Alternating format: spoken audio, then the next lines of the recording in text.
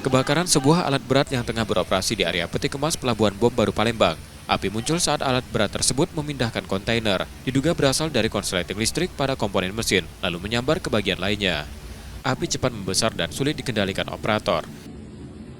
Petugas pemadam kebakaran yang dikerahkan ke lokasi menurunkan 5 unit mobil damkar untuk memadamkan api. Proses pemadaman berlangsung sekitar 30 menit dan dibantu petugas pelabuhan. Awalnya kita mendapatkan informasi itu rumah, namun setelah kita dalami bahwa yang terbakar itu unit alat berat atau forklift yang ada di seputaran dalam Pelabuhan Bom Baru. Itu mobilnya lagi beroperasi atau diam atau parkir gimana? Mobilnya lagi beroperasi, mengangkat dan memindahkan kontainer.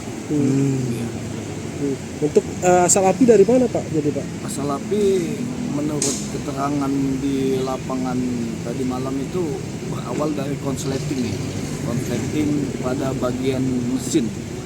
Pada bagian mesin konsleting sehingga api itu tidak bisa dikendalikan oleh pihak operator alat berat itu sehingga dia membesar dan membakar unit itu. Tidak ada korban jiwa dalam kejadian ini, sementara itu penyebab pasti kebakaran masih dalam penyelidikan pihak kepolisian. Reski Oktora, Muklas Diferensial, Kompas TV, Palembang, Sumatera Selatan.